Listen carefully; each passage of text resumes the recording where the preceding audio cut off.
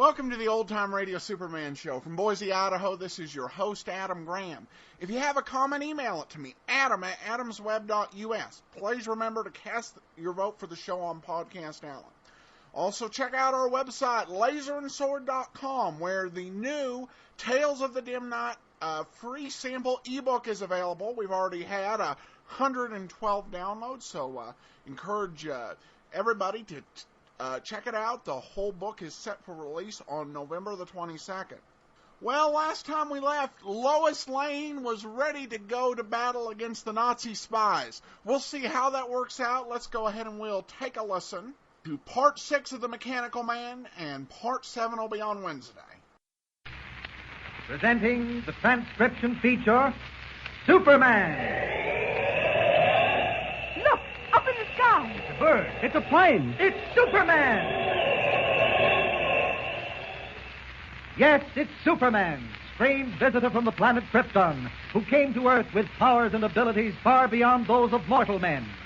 Superman, who can leap tall buildings at a single bound, race a speeding bullet to its target, bend steel in his bare hands, and who, disguised as Clark Kent, mild-mannered reporter for a great metropolitan newspaper, fights a never-ending battle for truth and justice. But before we join Superman, listen.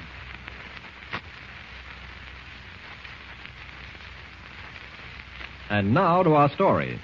As you remember, the notorious international criminal known as the Yellow Mask has escaped from prison to join forces with Max Heller, head of a foreign espionage ring. The Mask, who earned his name because of the yellowish pallor of his skin, has planned with Heller to spread fear and panic by striking at American defense industries. Already, the only existing set of plans and blueprints showing the construction of an amazing radio-controlled mechanical man are in the hands of the two enemies of freedom. But Clark Kent, in reality Superman, has been appointed a special Secret Service operative, not only to recover the mechanical man blueprints, but to get the goods on both Heller and the Mask. However, Lois Lane, star girl reporter of the Daily Planet, overhears Kent telling his editor, Perry White, of the new assignment, and decides to take matters into her own hands. She learns that Heller is suspected of maintaining headquarters in a fashionable metropolis penthouse. Arriving there in a taxi, she tells Tony, the driver, to wait for her around the corner.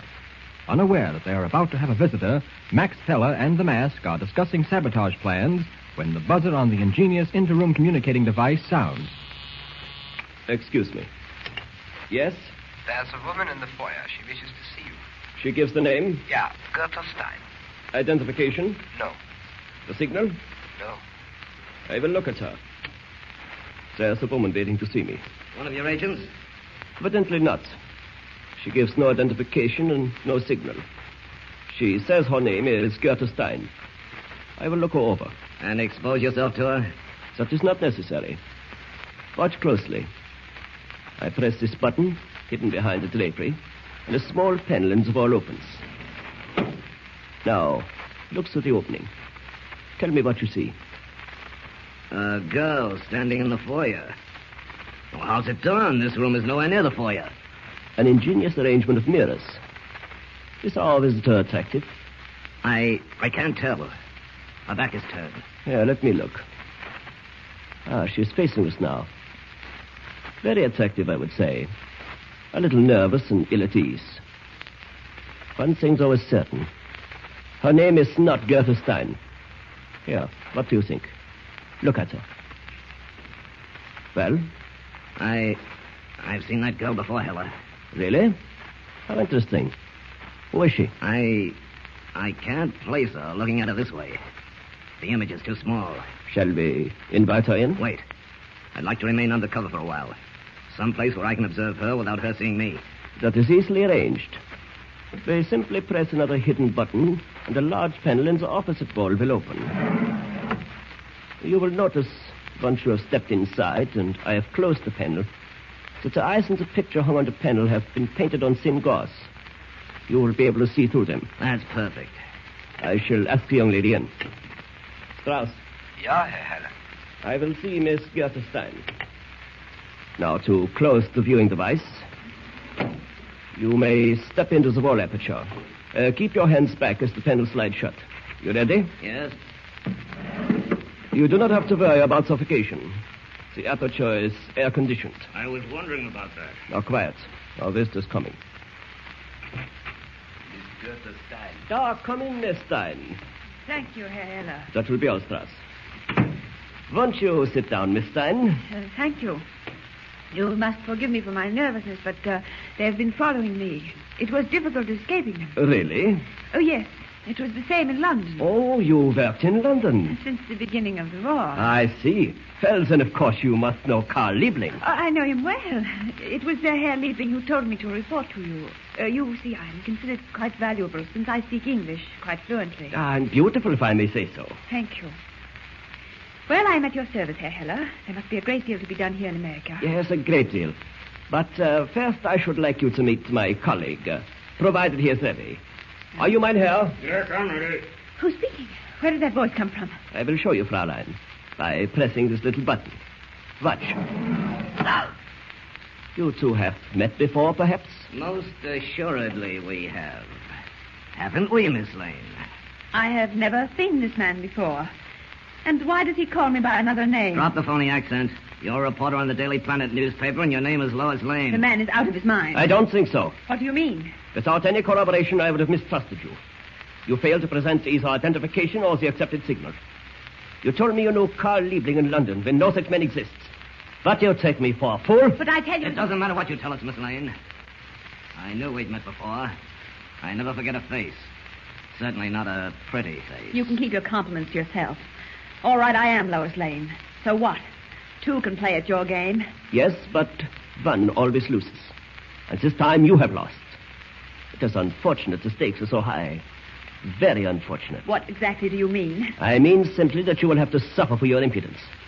If you had no better sense than to attempt this stupid, childish method of getting information, you will pay for that stupidity, as others before you have paid. This isn't the first time she's interfered with me, Heller. It will be the last. You can't threaten me. Goodbye. That door is locked, Miss Lane.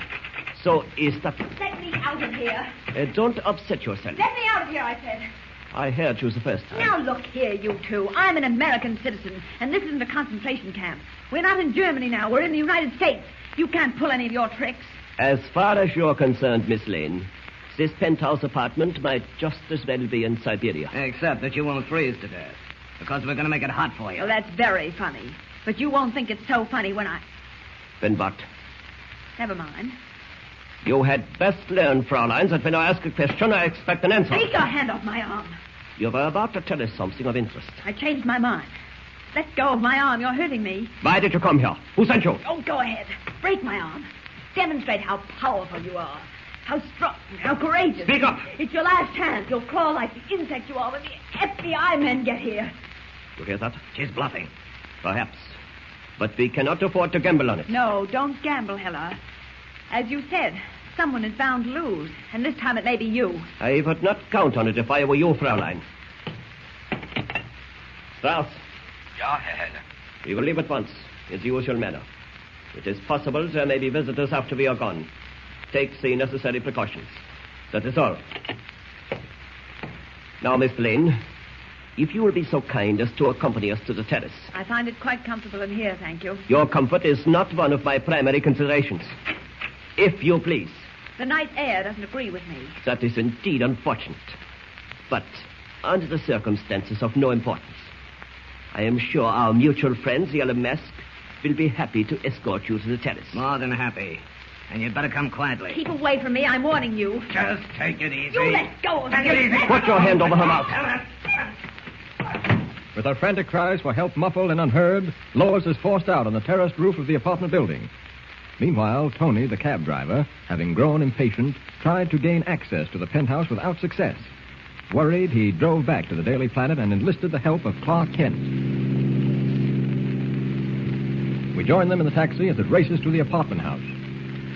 The last thing she said was, wait for me around the corner. I'll be down in an hour. When was this?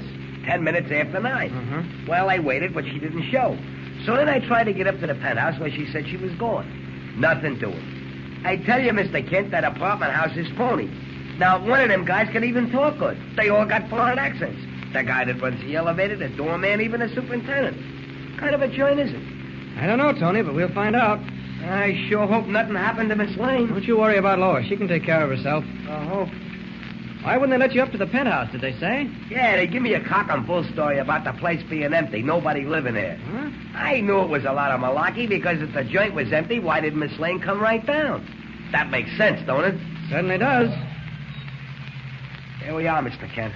All right, now you stay in the cab, Tony. Okay. Keep the motor running. I'll go around the side of the building, do a little investigating. You sure you don't want me along? Positive.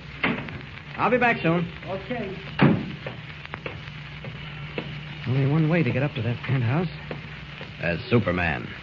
Now, I could wring Lois's neck for doing this. Not only has she endangered herself, but now it'll take twice as long to get anything on Heller and the mask. This side street looks dark enough. Nobody in sight. Off with these clothes. And up. Up! There. This must be the terrace.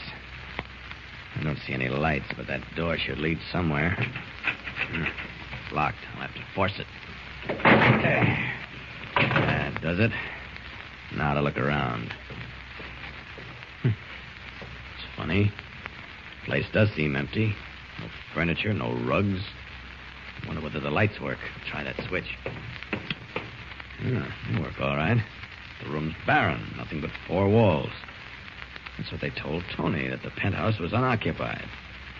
Still, it doesn't make sense. Where's Lois? Wait a minute. I hear a faint hissing sound. That's either steam or compressed air, but where's it coming from? What? Great Scott. What was that? Unaware that what he has just heard is mysteriously connected with the disappearance of Max Heller, the Yellow Mask, and Lois, Superman stands in the seemingly unoccupied apartment, staring at the four blank walls. Suddenly he stiffens. His eyes light up. What has he seen? What strange, fearful thing has his amazing X-ray vision shown him? Don't miss the next thrilling episode. Tune in and listen with Superman. Don't forget, tune in again for the next thrilling episode with Superman.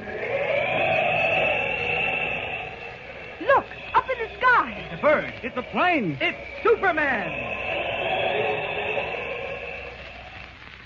Superman is a copyrighted feature appearing in Action Comics magazine.